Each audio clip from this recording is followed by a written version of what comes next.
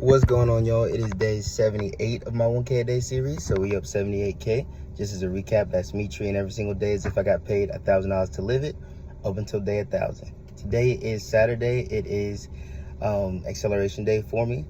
Very happy that I took yesterday to take a rest day because I feel much better today, and I actually feel ready to get these 6 by 40 meter accelerations at like 100% intensity, done. And this will be the first time that I'm able to be just like fully ready for one of those. I mean,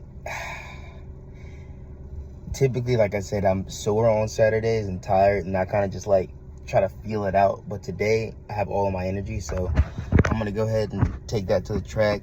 Then after the track, I'm gonna go ahead and go to the gym, hit deadlift, a little bit of the leg press machine, light on that, and then do some, I think I'm gonna focus on hips on Saturdays actually. So my weekly plan as far as like my workouts go, again, is very adaptive, and it's very like what's the best word for it?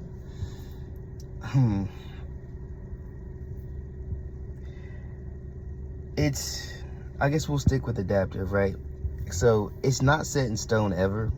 It definitely looked different than when I started on day 1 of this. I mean, what I do now is definitely different. It's a lot closer to what it needs to be, but I think it's a good, I guess, point to be at now where I focus on hips, mainly hips on acceleration days. So I'm gonna, go hit the track 6 by 40s. Then I'll go after that and hit deadlifts, move the bar fast, nothing crazy.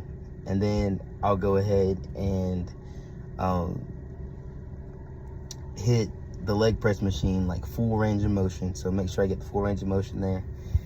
And then go ahead and hit the abductors and the adductors and back, core. And then I'll finish it off with just a standing calf raise machine and working that there. So I think that's a pretty good plan for the day. It's nice, it's warm, it's April now, so these 80-degree days are rolling in, and it's a lot easier to go hit the track when you don't have to brace and grimace when the wind's hitting your face, so that's nice. I'm very glad about that. So but otherwise, as far as my LinkedIn reach out went this week, it's slowing down, man. It's definitely slowing down. Yeah, people in, that aren't just strictly ECU alums, and strictly we have so much in common. It's less, the acceptance rate is a lot lower, and that's just something I got to deal with. It's something I'll be okay with, but definitely I think 5,000 by the end of the year is still attainable. 5,000 connections is still attainable by the end of the year, but it's gonna be difficult. I can't miss a week.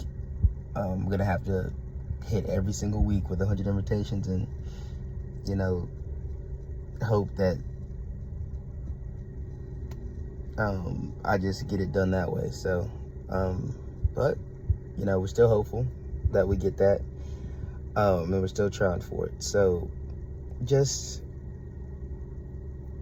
just kind of hard, man, to get those people, because eventually I'm gonna have to branch out outside, because in the LinkedIn search I was kind of going with people in Greenville, North Carolina, or just people in North Carolina in general. And but eventually I'm gonna have to branch out South Carolina and Virginia, and maybe Florida probably has a lot of people in the fitness industry.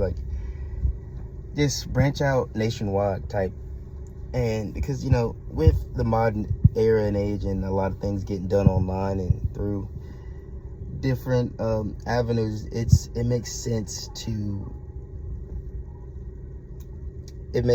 go ahead and reach out to people that simply are a little bit further away, because you can still reach them through Zoom calls and different things like that. So and remote opportunities. So keep that mindful. But I think I'll keep it around 5 minutes a day and go ahead and hit the track. I will see you guys tomorrow.